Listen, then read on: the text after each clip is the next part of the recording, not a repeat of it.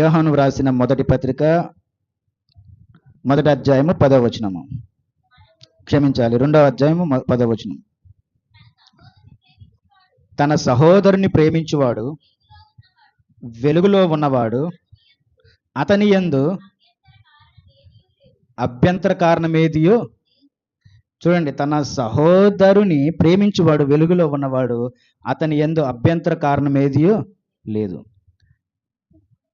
వాక్యం విన్నారు కాబట్టి ఈరోజు ఈ వచనంలో దేని గురించి మనం మాట్లాడుకుంటున్నాము అనుకుంటున్నారు మీరు? చెప్పండి. అభ్యంతరాల గురించి మాట్లాడుతున్నాం ఈరోజు. మీరు సహోదర ప్రేమ ఇదంతా అనుకున్నారు కదా, అభ్యంతరాల గురించి మాట్లాడుతున్నాం. ఏంటి అసలు ఈ అభ్యంతరాలు? మీకు తెలుస్తుంది కదా, అభ్యంతరాలు అంటే దాని సహజంగా మనం వినే పదము అభ్యంతరాలు. అభ్యంతరం కలుగు చేస్తున్నారు, అభ్యంతరంగా ఉంది అనేది మన రోజువారి విషయాలు మనం చూస్తూనే ఉంటాం. అయితే వాక్యముగానే మనం అభ్యంతరం అంటే ఏంటనేది స్పష్టంగా నేర్చుకోవాలి అంటే పాత నిబంధనకు వెళ్ళినప్పుడు ఇజ్రాయేలు ప్రజలు ఐగుప్తు దేశంలో ఉన్నారు. ఇజ్రాయేల్ ప్రజలు ఐగుప్తు దేశంలో ఉన్నారు. వారిని విడిపించడానికి మోషేను ఎన్నుకున్నాడు. ఈ మోషే విడిపించాలంటే ఎవరి దగ్గరికి వెళ్ళాలి? రాజు అయినటువంటి ఫరో దగ్గరికి వెళ్ళాలి. ఫరో వదిలిపెట్టాడా? వదిలిపెట్టలా. ఫరో వదిలిపెట్టకుండా వీరు వెళ్ళడానికి అభ్యంతరంగా ఉండిపోయాడు. దాని గురించి అది అభ్యంతరం అంటే. ఫరో వాళ్ళని విడిచిపెట్టలేదు వెళ్ళమని, అభ్యంతర కారణంగా ఉండిపోయాడు, అడ్డుకుంటున్నాడు వారికి. అంటే ఇప్పుడు ఇజ్రాయేలు ప్రజల విషయంలో దేవుడు మనల్ని వెళ్ళమన్నాడు కదా, ఇజ్రాయేల్ అనుకుంటున్నారు దేవుడు మనల్ని వెళ్ళమన్నారు కదా, కానీ మనం ఇంకా ఎందుకు వెళ్ళలేకపోతున్నాం, ఏంటి మనల్ని ఆపేది, మనకు అభ్యంతరం ఏంటి అని వాళ్ళు ఆలోచన చేసినప్పుడు వాళ్ళకు వచ్చినటువంటి విషయం ఎవరో అభ్యంతరంగా? రాజు అయినటువంటి ఫరో. మన జీవితాల్లోనికి వస్తున్నాను అట్లాగే. అభ్యంతరం అంటే ముందు ఏంటో తెలుసుకుందాము, మన జీవితాల్లోనికి వద్దాం. అంటే ఇప్పుడు ఎవరు అభ్యంతరం పరిచాడు? ఇజ్రాయేలీలను, ఫరో. అలాంటివి చాలా ఉన్నాయి పాత నిబంధన గ్రంథంలో, చాలా ఉన్నాయి. తర్వాత కొత్త నిబంధనలోనికి వస్తే ఇంకొక మాట చదువుకుందాం. మత్తయి సువార్త 17వ అధ్యాయం. చూడండి, 17వ అధ్యాయం 27వ వచనం. అయినను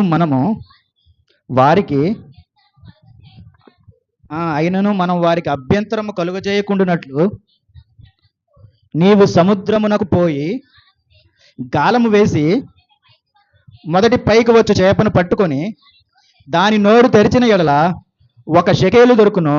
ఆ కాలంలో గవర్నమెంట్కి పన్ను కట్టాలి. ఆ కాలమే కదా, ఈ కాలంలో కూడా అంతే, పన్నులు కట్టాల్సిందే.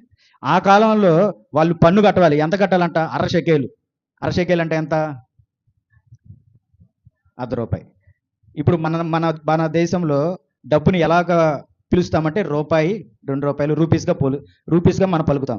₹1 అని పలుకుతాం. ఇజ్రాయేల్ దేశంలో ఏమని పిలుస్తారు? రూపాయిని షెకేల్ అంటారు. ఏమంటారు? షెకేల్ అంటారు. షెకేల్ అంటే ₹1, 1/2 షెకేల్ అంటే ₹1. ఇది పన్నుగా చెల్లించాలి.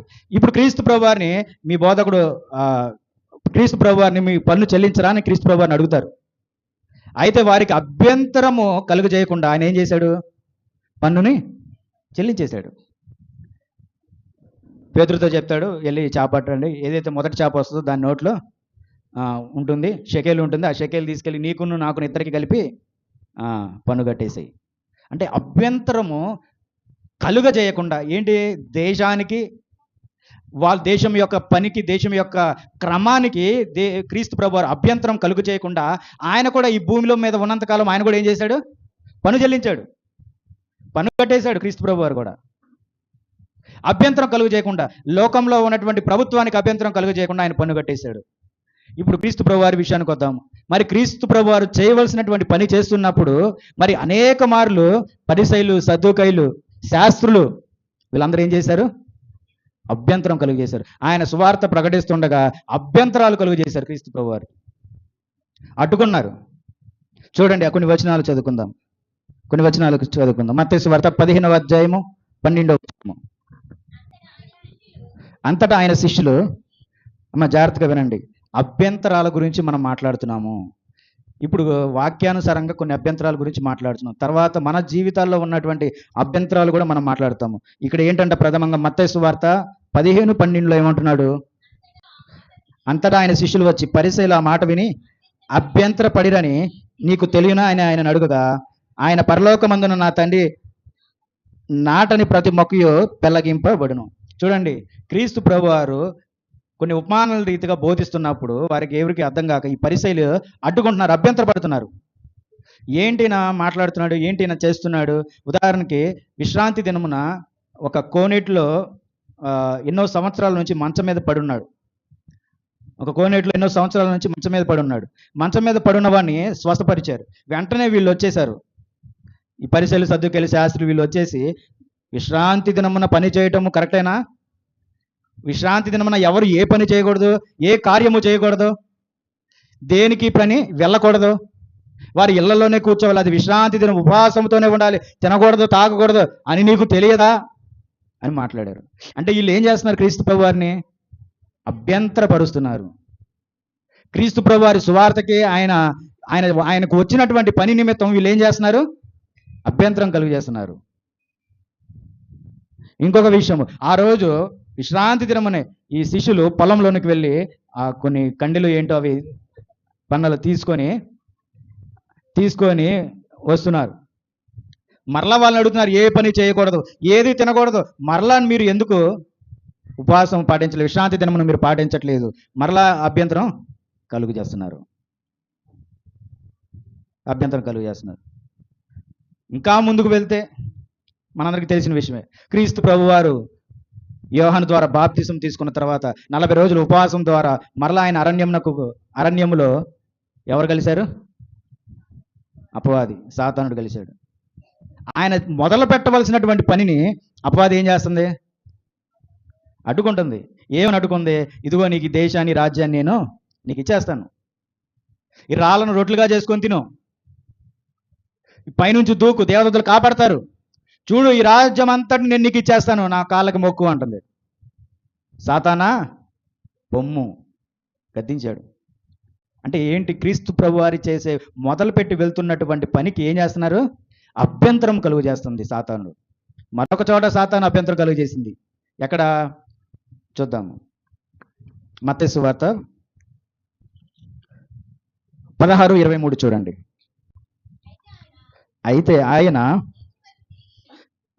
అయితే ఆయన పేతురు యొద్దకు తిరిగి, సాతానా, నా వెనుకకు పొమ్ము, నీవు నాకు అభ్యంతర కారణమై ఉన్నావు, నీవు మనుషుల సంగతినే తలంచుచున్నావు కానీ దేవుని సంగతులను తలంపక ఉన్నావు అని పేతురుతో చెప్పాను. క్రీస్తు ప్రభు వారు ఒక మాట చెప్తారు వాళ్ళతో, కొద్ది దినముల్లో నేను ఇక్కడి నుండి వెళ్ళిపోతాను, చనిపోతాను, ఈ రాజ్యానికి అప్పగింపబడతాను, వారు సిలువ వేస్తారు అని వాళ్ళకి వివరంగా చెప్తారు. అయితే క్రీస్తు ప్రభు వారు ఏమంటాడు? అయితే ఆయన పేతురు వైపు తిరిగి, దానికి ముందు పేతురు ఆయన చేయి పట్టుకుని, ప్రభువా, అది నీకు దూరమగును గాక, అది నీకెన్నడూను కలుగుదని ఆయనను గద్దింపసాగాను. అయితే ఆయన పేతురు వైపు తిరిగి, సాతానా, నా వెనుకకు పొమ్ము. చూడండి, క్రీస్తు ప్రభు వారికి ఎదురైన ప్రతిసారి క్రీస్తు ప్రభు వారి సాతాన్ని ఏం చేస్తున్నాడు? గద్దిస్తున్నాడు. అదేం చేస్తుంది? అభ్యంతరం కలిగజేస్తుంది. అంతే కదా? అభ్యంతరం కలిగజేస్తుంది, అడ్డుకుంటుంది, మాటకు అడ్డుకుంటుంది, ఆయన క్రియలకు అడ్డుకుంటుంది, ఆయన చేసే సువార్త పనికి అదేం చేస్తుంది? అడ్డుకుంటుంది. క్రీస్తు ప్రభు వారు ఏం మాట్లాడుతున్నారు? సాతానా పొమ్ము, సాతానా పొమ్ము అంటే వెనకకు పొమ్మన్నాడు. అంటే దాని అర్థం ఏంటి? ఆయన అపవాదిని ఎప్పుడు ఆయన ఏం చేస్తున్నాడు? గద్దిస్తూనే ఉన్నాడు.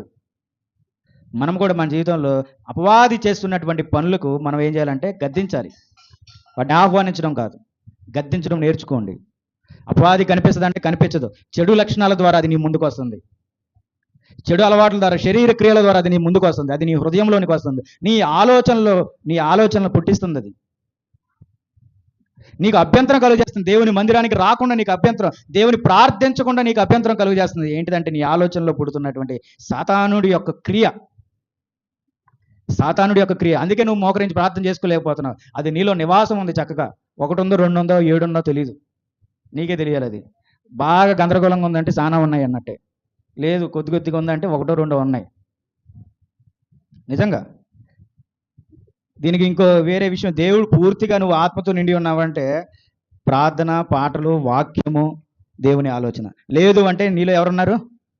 సాతానుడు ఉన్నాడు. వాడిని పొమ్మనే శక్తి ఉందా నీకు? రోజు ఎంతమంది యవనస్తులు అది మింగేస్తుందో తెలుసా? ఎంతమంది యవనస్తులు మింగుతుంది? ఫోన్ల ద్వారా మింగేస్తుంది, బూతుల ద్వారా మింగేస్తుంది, చెడ్డ కార్యాల ద్వారా మింగేస్తుంది, వ్యసనాల ద్వారా మింగేస్తుంది, ఇక గేమ్స్ అని, బెట్టింగులు అని వీటి ద్వారా మింగేస్తుంది, ఐపీఎల్ అని, సినిమాలని, క్రికెట్లు అని వీటి ద్వారా మింగేస్తుంది. సమయము అంటే ఎక్కువ ఆకర్షణలు అవుతున్నారు దానికి. తప్పిపోయిన కుమారుడు ఉన్నాడు, తెలుసుగా మీకు అందరికీ. తప్పాడే తప్పలేదా? తప్పాడు. నా డబ్బులు నాకు ఇచ్చేసాయి, చక్కగా డబ్బులు తీసుకున్నాడు, వెళ్ళిపోయాడు. మొత్తం డబ్బులన్నీ ఏం చేశాడు? ఖర్చు పెట్టేసుకున్నాడు. ఆయన అభ్యంతరం కలుగు చేసుకుని ఇంట్లో నుంచి వెళ్ళిపోయాడు. పూర్తిగా డబ్బులన్నీ అవజేసుకున్నాడు. తర్వాత రియలైజ్ అయ్యాడు, నా తండ్రి వద్ద ఉంటే బాగుండును అనుకున్నాడు. తిరిగి వెళ్ళిపోయాక మంచిగా భోజనం ఏర్పాటు చేశాడు తండ్రి. మంచి భోజనం ఏర్పాటు చేశాడు, అందరినీ పిలిచాడు, మంచి వస్త్రాలు మరలా తెప్పించాడు. హడావిడి జరుగుతుంది. హడావిడి జరుగుతుంటే అన్న వచ్చాడు. ఎవరన్నా? తప్పిపోయిన కుమారుడి అన్న వచ్చాడు. అభ్యంతరం కలుగు చేశాడు లేదా? అభ్యంతరం కలుగు చేశాడు. ఏమైనా అభ్యంతరం కలుగు చేశాడు? నేను ఎంతకాలం నీ దగ్గరే ఉన్నాను, ఏ రోజు కూడా నాకు ఈరోజు ఎంతగా నువ్వు విందు ఏర్పాటు చేయలేదు, ఈ రోజుగా ఎంతగా నన్ను మెచ్చుకోలేదు, ఈ రోజు ఎంతగా నన్ను ఆప్యాయంగా నువ్వు తీసుకోలేదు అంటే సొంత తమ్ముడి దగ్గర ఆయన ఏం కలిగింది అంట? అభ్యంతరము. చూడండి, దేవునితోనే ఉన్నాము, దేవునితోనే ప్రార్థన, దేవునితోనే జీవితము, కానీ సహోదరుడి విషయంలోకి వచ్చేసరికి ఏం కలిగిందంట? అతనికి అభ్యంతరం కలిగింది. సహోదరుడి దగ్గర విషయంకి వచ్చేసరికి ఏం కలిగింది? అభ్యంతరం కలిగింది. సహోదరుడితో మాట్లాడడానికి అభ్యంతరం కలుగుతుంది, సహోదరుని ప్రేమించడానికి అభ్యంతరం కలుగుతుంది. మనం మొదటి యోహాను పత్రిక రాశాము, తన సహోదరుని విషయం గురించే రాశాడు. అభ్యంతర కారణం ఏది ఆయనకి లేదంట. దేని గురించి? ఎవరైతే తన సహోదరుని ప్రేమిస్తాడో అతడు వెలుగులో ఉన్నవాడు అంట. వెలుగులో ఉన్నాడు అంటే క్రీస్తులోనే ఉన్నాడని అర్థం. అంతే కదా? వెలుగు ఎవరై ఉన్నారు? క్రీస్తు అయి ఉన్నాడు. ఇప్పుడు వెలుగులో ఉన్నాడు అంటే దాని అర్థం ఏంటి? ఆయన ఎవరితో ఉన్నాడు?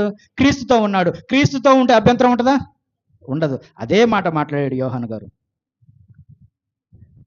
గారు చివరిగా పరిశుద్ధాత్మ ద్వారా పత్రికలో ప్రకటన రాయబడినటువంటి చివరి శిష్యుడు యోహాను గారు. ఆ చివరి దశలోకి వచ్చేసరికి ఆ మొదటి యోహాను పత్రిక అంతా ప్రేమను గురించే రాసింది. యోహాను పత్రికలంతా మొదటి యోహాను పత్రిక, రెండో యోహాను పత్రిక చూసినప్పుడు దేని గురించి రాశాడు? ప్రేమను గురించి రాశాడు. అంటే చివరి దశలో ఏం లోపిస్తుందని రాశాడు ఆయన?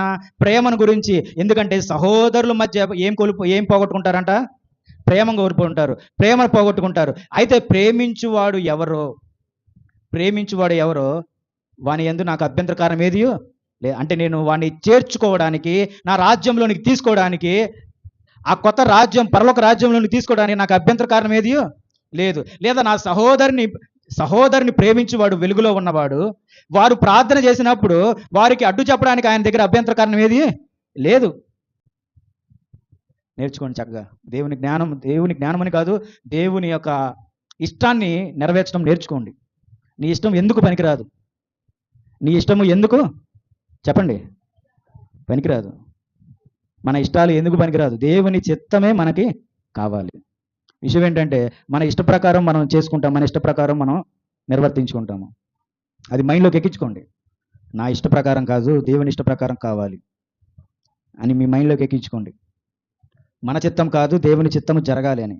అది నీ కుటుంబంలో అయినా, నీ సంఘంలో అయినా, లేదా నీ వ్యక్తిగత విషయంలోనైనా ఎవరి చిత్తం కావాలి? చూడండి, మన క్రైస్తవులు మనము నోటితో చెప్పేవాళ్ళం కాదు, చేతల్లో చూపించేవారుగా ఉండాలి. మత్తయి సువార్త 18వ అధ్యాయము 7వ వచనం చూడండి. అభ్యంతరముల వలన ఏంటంట? అభ్యంతరముల వలన లోకమునకు ఇదేంటి? మనం ఎన్నిసార్లు అభ్యంతరం పడ్డాము? మీకు తెలీదు అది అభ్యంతరమా అని. ఎన్నిసార్లు అభ్యంతరం పడ్డారు? మిమ్మల్ని మీరే అడ్డుకున్నారు, మీకే అభ్యంతరాలు. అభ్యంతరముల వలన లోకమునకు ఏం కలుగుతుందంట? శ్రమ కలుగుతుంది. దేవుని విషయమై అభ్యంతరాలు పెట్టుకోకూడదు. ఇప్పుడు శిష్యులకి దేవుడు ఆజ్ఞ ఇచ్చాడు, సర్వలోకానికి వెళ్ళి స్వార్థ ప్రకటించండి అన్నాడు. అంతేనా? వాళ్ళు బయలుదేరారు. ఇప్పుడు ఒక ఊరి రాంగులోనే, అమ్మో ఆ ఊరిలో భయంకరమైన మనుషులు ఉన్నారు, మేము అక్కడికి వెళ్ళలేము అని అన్నారంటే ఇంతకీ వారు ఏం పెడుతున్నారు? అభ్యంతరం కలుగు చేస్తున్నారు. క్రీస్తు ప్రభువారు మీరు వెళ్ళండి అంటున్నాడు, కానీ వీళ్ళేమో అమ్మో అక్కడికి వెళ్తే భయం, అభ్యంతరం కలుగు చేస్తున్నారు. అభ్యంతరం కలుగు చేస్తున్నారు. అదే చెప్తున్నాడు ఆయన. ఏమంటున్నాడు? అభ్యంతరముల వలన లోకమునకు శ్రమ ఖచ్చితంగా. మనం పెట్టే అభ్యంతరాలు, మనకి మనం విధించుకునే అభ్యంతరాల వల్ల ఎవరికి శ్రమ అంట? మనకే శ్రమ, మనకే శ్రమ. అందరూ కలిసి ఓ పని చేస్తున్నాము, కానీ ఒక వ్యక్తి మటుకి ఆ పనికి విరుద్ధంగా ఉన్నారు అనుకోండి, దానికి ఎవరికి శ్రమ? ఆ విరుద్ధంగా ఉన్న వారికి శ్రమ, విరుద్ధంగా ఉన్న వారికే శ్రమ. కాబట్టి అభ్యంతరముల వలన ఏం కలుగుతుంది? లోకమునకు అభ్యంతరములు రాక తప్పవు, కానీ ఎవని వలన అభ్యంతరం వచ్చిన ఆ మనుషునికి అభ్యంతరములు రాక తప్పవు. సంఘంలో అభ్యంతరాలు రాక తప్పవు. నేను ఒకటి చెప్తే మీరు ఇంకోటి చేస్తారు, మనం ఒకటి చెప్తాము మీరు ఇంకోటి చేసుకుంటా వస్తారు. అంటే ఏంటి? ఇక్కడ అభ్యంతరం కలుగుతుంది, రాక తప్పవు అంటున్నారు. ఎవరో వాక్యం చెప్తుంది, దేవుడు చెప్తుంది రాక తప్పవు, కానీ ఎవరి వలన వచ్చిన వారికి ఏం కలుగుతుంది? శ్రమ కలుగుతుంది. ఎవరి వల్ల వస్తాయో వారికి శ్రమ కలుగుతుంది. గుర్తుపెట్టుకోండి. మనము దేవుని పనికి కానీ, దేవుని సువార్త కానీ, దేవుని గురించి సువార్త ప్రకటించే విషయంలో మనం అభ్యంతరముగా అడ్డుగా ఉండకూడదు. అభ్యంతరముగా అడ్డుగా ఉండకూడదు. అనుకుంటా ఉంటాం, మనకు చాలా ఆలోచనలు వస్తూ ఉంటాయి, కానీ దేవుని విషయంలో జాగ్రత్తగా ఉండండి. దేవుని విషయంలో అడ్డుగా వెళ్ళబాకండి. దేవుని విషయంలో అడ్డుగా వెళ్ళబాకండి. ఇక్కడ ఇంకో వచనం చూడండి, మత్తయి సువార్త 11వ అధ్యాయం 6వ వచనం చూడండి. మత్తయి సువార్త 11వ అధ్యాయం 6వ వచనము. మరియు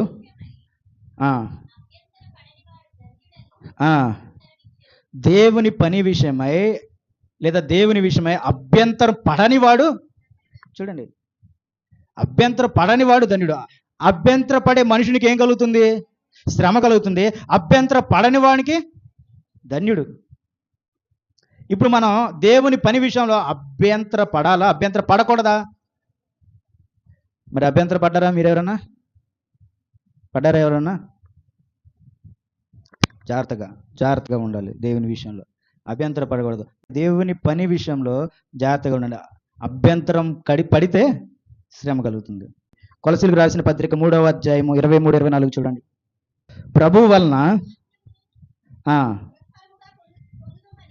ప్రతిఫలముగా పొందుదుమని ఎరుగుదురు గనుక మీరేమి చేసినను మనుషుల నిమిత్తము కాక ప్రభువు నిమిత్తమని మనస్ఫూర్తిగా, చూడండి, మనుషుల నిమిత్తం కాక ఎవరి నిమిత్తం అంట? ప్రభువు నిమిత్తం. మనుషుల నిమిత్తం అస్సలు మనిషిని మర్చిపోండి మీరు చేసే పనిలో. దేవుని పనిలో మీ ఎదుట మనిషి లేడు, అయ్యగారు కూడా లేడు. నేనే దేవుని కోసం పని చేస్తున్నాను, ఇంక మీరు ఎవరి కోసం పని చేయాలి? నేను దేవుడు చూస్తున్నాడే పని చేస్తున్నాను, మీరు ఎవరి కోసం పని చేయాలి? దేవుడు చూస్తున్నాడని. ప్రభు వలన స్వాస్థ్యంగా ప్రతిఫలంగా పొందుదమని ఎరుగుదురు గనుక మీరేమి చేసినా అది మనుషుల నిమిత్తం కాక ప్రభు నిమిత్తమని మనస్ఫూర్తిగా ఇష్టముగా చేయాలి. ఎఫెసీయులకు రాసిన పత్రిక చూడండి 6వ అధ్యాయం. ఎఫెసీయులకు రాసిన పత్రిక 6వ అధ్యాయం 7వ వచనము. మనుషులకు చేసినట్టు కాక ప్రభువునకు చేసినట్టే ఏం చేయాలి? ఇష్టపూర్వకంగా సేవ చేయుడు. ఎందుకంటే అయిష్టముగా చేస్తే అది నీకు శ్రమ కలుగుతుంది. ఎందుకంటే మనం 3 దినములు కష్టపడిన తర్వాత మరలా అయిష్టముగా దాన్ని చేసుకునేలా మనకేం కలుగుతుంది? శ్రమ కలుగుతుంది. దాన్ని మనం ఎలా చేయాలి? సేవ ఇష్టముగా చేయాలి. అది ఎప్పుడైనా సరే 3 రోజులని మీటింగ్స్ అనే కాదు, ఎన్ని రోజులైనా సరే ఇష్టముగా మనము సేవ చేయాలి. దేవుని పని విషయంలో సనుగు కొనకూడదు, గొనగకూడదు, అభ్యంతరముగా ఉండకూడదు, అభ్యంతరముగా మారకూడదు. చూడండి, నీ నోటిని జాగ్రత్త పెట్టుకో. ఎక్కడ? 2వ తిమోతికి చూడండి. తిమోతికి రాసిన 2వ పత్రిక 2వ అధ్యాయం చూడండి. తిమోతికి రాసిన పత్రిక 2వ అధ్యాయము నేను చదువుతాను. తిమోతికి రాసిన పత్రిక 2వ అధ్యాయం 14వ వచనంలో వినువారిని చెరుపుటకే కానీ మరి దేనికి నీ పనికిరాని మాటలను గురించి వాదము. వినువారిని చెరుపుటకే కానీ దేనిని గూర్చి మరి దేనికి నీ పనికిరాని మాటలంట. దేనికి నీ పనికిరాని మాటల గురించి మనం వాదము పెట్టుకోవద్దు. దీని గురించి మరలా మనం సపరేట్గా మాట్లాడుకుందాం. పనికిరాని మాటలను గురించి సపరేట్గా మాట్లాడుకుందాం. అయితే మనం మాట్లాడే విషయము అంటే అభ్యంతరం ఏం చేస్తుంది, అది కూడా కలుగు చేస్తుంది. మన నోటికి నుంచే వచ్చే విషయము మనం అభ్యంతరమే కాకుండా ఆ మాట ద్వారా ఎదుటివాడిని కూడా మనం ప్రోత్సహిస్తున్నాము. అంటే ఎదుటివాడు కూడా ఏమైపోతున్నాడు, అభ్యంతరకరంగా మారిపోతున్నాడు, అభ్యంతరకరంగా మాట్లాడుతున్నాడు. కాబట్టి నీ మాటలను గురించి జాగ్రత్త. ఇదే మాట మరలా ఇంకొక చోట ఉంది చూడండి, మత్తయి సువార్త 12వ అధ్యాయం 36 చూడండి. జాగ్రత్తగా వినండి. నేను మీతో చెప్పున్నదేమనగా మనుషులు పలుకు వ్యర్థమైన ప్రతి మాటను గూర్చి విమర్శ దినమున, మనుషులు పలుకు ప్రతి వ్యర్థమైన ప్రతి మాట వలన విమర్శ దినమున లెక్క చెప్పవలసి ఉండెను. ప్రతి మాటను గురించి, అదేంటి ప్రతి అంట అటలనే చేసుకుంటున్నాడు ఆయన. ప్రతి మాటను గురించి విమర్శ దినాన ఏ వందలే మర్చిపోతాడు అనుకుంటున్నావా? ఎన్నో ఈ 100 సంవత్సరాలలో ఏం గుర్తుంటుందిలే దేవునికి. 100 సంవత్సరాల్లో ఏం గుర్తుంటుందిలే దేవునికి అనుకుంటున్నావా? ఇంకో విషయం తెలుసా, నువ్వు మంచి అందరికీ తెలియాలని కోరుకోవా? మనం మంచి ఎంత అందరికీ తెలియాలని ఎలా కోరుకుంటామో, నీ చెడు విషయాలు కూడా అందరికీ అలాగే తెలుస్తాయి. దేవుడు వాటి విషయం ఎందుకు ఫోకస్ చేస్తున్నాడు? మంచి చెడు విషయములలో దేవుడు ఫోకస్ చేస్తున్నాడు. మంచి చెడు విషయాలలో దేవుడు ఫోకస్ చేస్తున్నాడు. నీ ప్రతి మాటను గురించి, ప్రాముఖ్యంగా దేవునికి విరుద్ధమైనటువంటి మాటలను గురించి ఆయన జాగ్రత్త, అభ్యంతరం కలుగు చేస్తున్నావు నువ్వు. మరలా చూస్తున్నా, నేను మీతో చెప్పున్నదేమనగా మనుషుల పలుకు వ్యర్థమైన ప్రతి మాటను గూర్చు విమర్శ దినమున లెక్క చెప్పవలసి ఉండెను. నీ మాటలను బట్టి నీతిమంతుడు అని తీర్పు నొందుదువు, నీ మాటలను బట్టి అపరాధి అని తీర్పు నొందుదువు. నీ మాటలను బట్టి నీతిమంతుడు అని నువ్వు తీర్పు పొందుతావు. కాబట్టి నీ మాట ఎంత జాగ్రత్తగా ఉండాలి. మాట్లాడటం కంటే మాట్లాడకపోవడం మంచిది, అది నేర్చుకోండి. మాట్లాడటం కంటే మాట్లాడకపోవడం చాలా మంచిది. పని చేస్తారా అంటే చేసేటట్టే ఉండాలి, ఆ పని వద్దు అంటే వద్దు అనుకునేటట్టే ఉండాలి. అలాంటి స్వభావంలోనికి నువ్వు వెళ్ళిపోవాలి దేవుని విషయంలో. చివరిగా మత్తయి సువార్త 13వ అధ్యాయం 21వ వచనం చూడండి. అయితే అతనిలో వేరు లేనందున అతడు కొంతకాలం నిలుచును కానీ, చూడండి, వేరు లేదంట. ఏమి లేదంట? వేరు లేదు, పునాది లేదు, లోపల ఏమి లేదు, పైన ఊరికే కనపడుతున్నాం మనం. అంటే ఏంటంటే మనలో దేవుని ఆత్మ లేదు, దేవుని జీవం లేదు, వెలుగు లేదు. మనం వాక్యం వింటున్నాము, వస్తున్నాము, వింటున్నాము, వెళ్ళిపోతున్నాము. అది కాదు కావాల్సింది దేవునికి. లోకంలో మతపరమైనటువంటి ఆలోచనలు ఉంటాయి. మనదొక మతంగా మనం చూసుకొని, మనకు ఈరోజు మేము వెళ్ళాలి, చర్చికి వెళ్ళాలి, వాళ్ళు ప్రార్థన చేసుకోవాలి. ఇది కాదు కావాల్సింది దేవునికి. నిజమైనటువంటి విశ్వాసము, స్పష్టత కావాలి, ఆయన పోలిక కావాలి, నవీన స్వభావం కావాలి, నీలో మార్పు కావాలి. ఏమంటున్నాడు చదవండి ఎక్కడ? అయితే అతనిలో వేరు లేనందున అతడు కొంతకాలము నిలుచును గాని వాక్యము నిమిత్తం శ్రమ అయినను హింస అయినను కలుగగానే అభ్యంతరపడును. శ్రమ అయినను హింస అయినను రాంగులను ఏం కలుగుతుందంట? అభ్యంతరపడుతున్నాడు, ఆగిపోతున్నాడు, వేసే అడుగు ఆగిపోతుంది. విశ్వాసమైనటువంటి అడుగులు నువ్వు 2 రోజులు వేస్తున్న వాక్యం వినంగలోనే దేవుని మీద ఆ 2 రోజులు నమ్మకం ఉంది, విశ్వాసం ఉంది, బాగుంది అనిపించింది. 2 రోజులు అడిగేసావు, హింస కలిగింది, ఆ అడుగు ఏమైపోయింది? ఆగిపోయింది, అభ్యంతరపడిపోయావు. మరలా మందిరం వైపు రావట్లా, మందిరాన్ని చూడట్లా. ఇవాళ ఏదో అభ్యంతరం కలిగజేసింది నువ్వు ఇంట్లో ఉండడానికి. ఏంటది? ఏదో అభ్యంతరం కలిగజేసింది నువ్వు ఈరోజు ఇంట్లో ఉండడానికి, దేవుని మందిరానికి రాకుండా. ఏంటిది అది? ఒంట్లో బాగాలేదు, ఇంకా బంధువులు వచ్చారు, వెరీ గుడ్, చుట్టాలు వచ్చారు, మంచిగా వండి పెట్టాలి, మా కోసం వస్తే, మేము ప్రార్థనకు వస్తే వాళ్ళు ఫీల్ అయ్యి వెళ్ళిపోతారా? వాక్యం ఏం చెప్తుందో వాళ్ళని కూడా తీసుకొని రమ్మంటుంది. మీరేం చేస్తున్నారు? వాళ్ళతో పాటు ఉండిపోతున్నారు. అంతే ఆలోచిస్తారు. 6 రోజులు కష్టపడి పనిచేస్తాడు, 7 రోజు నీరసించిపోయి సెలవు తీసుకుంటాడు. అయితే వాళ్ళ పాత నిబంధనలు ఉన్న విశ్రాంతి దినం, మేము విశ్రాంతి తీసుకుందాం అంటున్నారు. మాకు పునరుద్ధాన దినం మర్చిపోయారు మళ్ళీ వాళ్ళు. క్రీస్తు పునరుద్ధానుడే లేచినటువంటి ఆదివారం మనకు ఎంతో మంచి రోజు, ఆదివారం ఆరాధించాల్సిన ఆదివారం అని వారు గుర్తించట్లా. ఆ రోజే ఫంక్షన్లు పెడుతున్నారు, ఆదివారాలే ఫంక్షన్లు పెడుతున్నారు. ఎందుకంటే ఆదివారాలు సెలవు, అందరూ వస్తారని. చూడండి, ఇటువంటి క్రైస్తవ్యంలోనికి మనం వెళ్ళిపోతున్నాము. వేరు లేదంట, నీలో వాక్యం లేదంట. అందుకే కొంతకాలం నిలుస్తున్నాము. క్రైస్తవులందరూ ఇదే కోవకు చెందారు. కొంతకాలం నిలుస్తారు, పడిపోతున్నారు. మళ్ళీ ఎక్కడో ఒక గొప్ప వాక్యం ఎవరో ఒక సహోదరులు చెప్తారు, ఆహా బాగా చెప్పాడు అనుకొని నించుంటాము. మరలా కొంతకాలం ఏమవుతున్నది? పడిపోతున్నాం. నీలో ఏం లేదంట?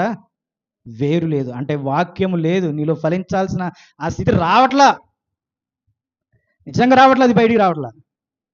అయిష్టముగా అభ్యంతరములు కలుగు చేసుకుంటూ నీకు ఇష్టమైనటువంటిది నెరవేర్చుకుంటూ దేవుని పని చేస్తే నీకు శ్రమ. ఏమంటున్నాడు ఇంకా? వాక్యం నిమిత్త శ్రమ అయిన హింస అయిన కలుగననే అభ్యంతరపడును. మత్తయి సువార్త 18వ అధ్యాయము 6వ వచనం చూడండి. నా యందు విశ్వాసముంచు ఈ చిన్నవారిలో ఒకనిని అభ్యంతరపరచువాడెవడో వాడు వాడు మెడకు పెద్ద తిరగటి రాయి కట్టబడిన వాడై మిక్కిలి లోతైన సముద్రంలో ముంచివేయబడుట వానికి మేలు. చూడండి, ఎవరిని? నా యందు విశ్వాసం ఉంచు ఈ చిన్న వారిలో ఒకరిని అభ్యంతరపరచువాడెవడో. అంటే చిన్నపిల్లల్ని ఏం చేస్తున్నారంట? అభ్యంతరపరచకండి అంటున్నాడు. అభ్యంతరపరచకండి, వారిని ఆహ్వానించండి, వారిని నడిపించండి. నీ ఇంట్లో ఉన్న పిల్లలను నువ్వేం చేయాలి? అభ్యంతరపరచకూడదు, వారిని పంపించండి, మందిరానికి పంపించండి. ఆ పిల్లల్ని స్కూల్కి పంపించేటప్పుడు ఎంత గోల చేస్తారు మీరు? మందిరానికి నడిపించే విషయంలో ఈరోజు పిల్లలు తల్లిదండ్రుల మాట వినట్లా. ఎందుకు వినట్లేదు? ఆ రీతిగా నువ్వు ఉండట్లా. తల్లిదండ్రులదే ముఖ్యం ప్రాధాన్యత. తల్లిదండ్రులు సక్రమంగా వచ్చి ఒక క్రమానుసారంగా నడుచుకుంటే పిల్లలు దాన్ని చూసి నేర్చుకుంటారు. మనమే త్రోవ తప్పితే వాళ్ళు ఏం నేర్చుకుంటారు? మనమే పాడైపోతే, మనమే అభ్యంతర కారణంగా మారిపోతే పిల్లలు ఏం నేర్చుకుంటారు? రేపు వాళ్ళు కూడా అదే నేర్చుకుంటారు. కాబట్టి జాగ్రత్త. మన దేవుని విషయానికే అభ్యంతరాలుగా మనం ఉండిపోతున్నాము. ముగింపు కొద్దాం. ఇప్పుడు అర్థమైందా? అభ్యంతరాలు మనలో నుంచే వస్తున్నాయి. ఇప్పుడు అదే 18వ అధ్యాయము 8 నుంచి చదవండి ఒకసారి. కాగా నీ చెయ్యైనను నీ పాదమైనను నిన్ను అభ్యంతరపరచిన ఎడల, అబ్బా ఏమంటున్నాడు? నరికివేయమంటున్నాడు. నీ చెయ్యైనను నీ పాదమైనను నీ కాలైన అడ్డుగా ఉంటే దాన్ని ఏం చేయాలంటే? అభ్యంతరం కలుగు చేస్తే దాన్ని నరికివేయమంటున్నాడు. వికలాంగుడి కోటాలో నిన్ను చేర్చుకుంటా అంటున్నాడు దేవుని రాజ్యంలో. అట్లాగే వెళ్ళటం మంచిది. ఊరికి వెళ్ళటం కంటే, అన్నీ ఉండి నరకంలోకి వెళ్ళటం కంటే, నీ చెయ్యో కాలు నీకు అడ్డుగా ఉన్నదాన్ని తీసేసుకొని దేవుని రాజ్యంలోనికి వెళ్ళడం. తర్వాత చదువురా. 2 చేతులను 2 పాదములు కలిగి నిత్యాగ్నిలో పడవేయబడుట కంటే కుంటివాడవుగానో అంగహీనుడవుగానో జీవములో ప్రవేశించుట నీకు. అంటే కాళ్ళు చేతులు ఏం చేస్తున్నాయంటే మనల్ని అభ్యంతరపరుస్తున్నాయి. ఎవరు? కుంటివాడుగానో అంగహీనుడుగానో నువ్వు జీవంలో ప్రవేశించుట నీకు మేలు. నీ కన్ను నిన్ను అభ్యంతరపరచిన యెడల దాన్ని పెరికి నీ యొద్ద నుండి. పెరికి అంటే ఏంటి అర్థం? పీకేయటమా? పెరికి లాగేయటమే, దాన్ని పారవేయటం మంచిది. నిజానికి వాస్తవానికి చెయ్యో కాలో కన్నో కాదు, నీ ఆలోచన. చెయ్యో కాలో కన్నో కాదు, ఏంటిదంట? మీ ఆలోచన. మీ ఆలోచనే మిమ్మల్ని పాడు చేస్తుంది. మీ ఆలోచన అభ్యంతరకరంగా మారుతుంది. అన్నిటికీ మూలం మీ ఆలోచనే. కాబట్టి ఆలోచనను మార్చుకోవాలి మనము. ఆ ఆలోచనకు భిన్నంగానే మనం వెళ్ళాలి. అందుకే లోకమునకు ఖచ్చితంగా అభ్యంతరములు కలుగుతాయి అంటున్నాడు. తప్పకుండా అభ్యంతరం కలుగుతాయి. అది నీ నుంచే పుట్టేస్తుంది. నువ్వు ఆలోచన చేసుకోవాలి. ఇది దేవుని పని. నా ఒక్కడి కోసం నేను దేవుని పనిని అభ్యంతరం పరచకూడదు. సంఘమంతటితో మనం కలిసి వెళ్ళాలి. సంఘ క్షేమాభివృద్ధి కలగాలంటే అభ్యంతరాలు వచ్చినప్పుడు దానిని 1కి 10 సార్లు ఆలోచించి మాట్లాడాలి. నోరుంది కానీ మాట్లాడితే ప్రతి మాటకు ఏంటంట? విమర్శ దినమున లెక్కప్ప చెప్పాలి. నువ్వు నా పని అడ్డుకున్నావు, నువ్వేమన్నా పరిసయుడివా సద్దుకాయుడివా? క్రీస్తు ప్రభు వారిని అడుగుంది వాళ్ళేగా. పరిసయులు సద్దుకాయుల్లాగా మనం అడ్డుకోకూడదు. ఈరోజు అనేకులు అభ్యంతరపరుస్తారు. అన్యులు అభ్యంతరపరిస్తే పర్లేదు, ఎందుకంటే వాళ్ళు అజ్ఞానులు. వాళ్ళకి జ్ఞానం లేదు, దేవుని వాక్యం లేదు వాళ్ళ చేతిలో. వాళ్ళకి ఆ గ్రహించే తలంపు లేదు వాళ్ళకి. వారిని సాతానుడు పట్టుకొని వాళ్ళని నడిపిస్తున్నాడు. అయితే నీకు నాకు ఏముండాలి? దేవుని యొక్క స్పష్టత ఉండాలి. మనం అభ్యంతరపరచడానికి కాదు. దేవుని రాజ్య సువార్తను మనం తెలియపరచాలి. నా రాజ్యమును నీతిని మొదట వెతుకుడి. డబ్బులు ఈరోజు పోతే రేపు వస్తాయి. డబ్బులు శాశ్వతం కాదు. మనం ఎక్కడ కూర్చుకోవాలి ధనాన్ని? పరలోక రాజ్యంలో. నువ్వు పెడుతున్న ప్రతి రూపాయి ఎక్కడ పెడుతున్నావు? పరలోక రాజ్యంలో. పరలోక రాజ్యంలో పెడుతున్నావు. ఇవన్నీ మన ఆత్మీయ జీవితాన్ని దేవునికి దగ్గరగా చేసేటటువంటి విషయాలు, సృష్టికర్త అయినటువంటి దేవునికి దగ్గరగా నడిపించేటటువంటి విషయాలు, విశ్వాసంలో ఎదిగేటటువంటి విషయాలు, నమ్మకాన్ని ఇచ్చే విషయాలు. ఇవన్నీ అవే లేకపోతే మన ఆత్మీయ జీవితం ఎలాగ ఎదుగుతుంది? దేవునిలో మనం ఎలాగే నిలబడగలుగుతాము? వారం వారం వచ్చే జీవితాలు కాదు, క్రైస్తవ్యం కాదు అది. వారం వారం వచ్చి చూసుకుని వెళ్ళిపోయేటటువంటి కాదు. ప్రార్థనా జీవితం, శ్రమపడే జీవితం, కష్టపడే జీవితము, కావాల్సినటువంటి దేవుని పనికి కావాల్సినటువంటి శక్తి గల జీవితం, ఇవన్నీ ఉండాలి. కాబట్టి గుర్తుంచుకోండి, అభ్యంతరంగా మారద్దు. అభ్యంతరాలు ఏమన్నా ఉంటే నిన్ను నువ్వు అభ్యంతరకరంగా మార్చుకుంటే చూడండి, వాటన్నిటిని తీసేయమంటున్నాడు. నీ కాలు అడ్డు ఉంటే కాలు, చేయి అడ్డు ఉంటే చేయి, కన్ను అడ్డం ఉంటే తీసేయి. నువ్వు కుంటివాడుగా పరలోక రాజ్యంలోనికి వెళ్ళటం మంచిది అంటున్నాడు. కాబట్టి అభ్యంతరకరంగా మార్చుకోవద్దు. అభ్యంతరకరంగా ఉండద్దు నువ్వు. ఇప్పుడు దేవుడి దృష్టి మన సంఘం మీద ఉంచాలి, కానీ సంఘము కొన్ని అభ్యంతరాలుగా ఉండిపోయాం. మనం ఇక్కడ అభ్యంతరంగా ఉండిపోయాం. అందుకే దేవుని దృష్టి మన సంఘం మీద ఉండదు. స్పష్టత కలిగి ఉండాలి. కాబట్టి ఈ చెప్పబడినటువంటి ప్రతి మాటను బట్టి మనం ఆలోచన కలిగి ఉండాలి. జాగ్రత్తగా కనిపెట్టుకొని, దేవుని విషయంలో నోరు జాగ్రత్త పెట్టుకొని, మాట్లాడే విషయంలో నోరు జాగ్రత్త పెట్టుకొని, చేసే విషయంలో ఇష్టపూర్వకంగా చేయడానికి నువ్వు ప్రయత్నించాలి. అది ఎవరి గురించి మాట్లాడినప్పుడు, సేవకుడి గురించి అయినా, సేవకురాలు గురించి అయినా, లోపల ఉన్నటువంటి పరిశుద్ధుల గురించి అయినా, నీ సహోదరుడి గురించి అయినా, నీవు మాట్లాడేటప్పుడు, ప్రవర్తించేటప్పుడు ఎలా ఉండాలి? జాగ్రత్తగా ఉండాలి. మనం జాగ్రత్త చేసుకోవాలి. మాటలన్నీ మీరు వింటారని, ఆచరిస్తారని నమ్ముతూ ప్రతి ఒక్కరికి క్రీస్తు ప్రభువారి నామమున వందనాలు తెలియజేసుకుంటున్నాను.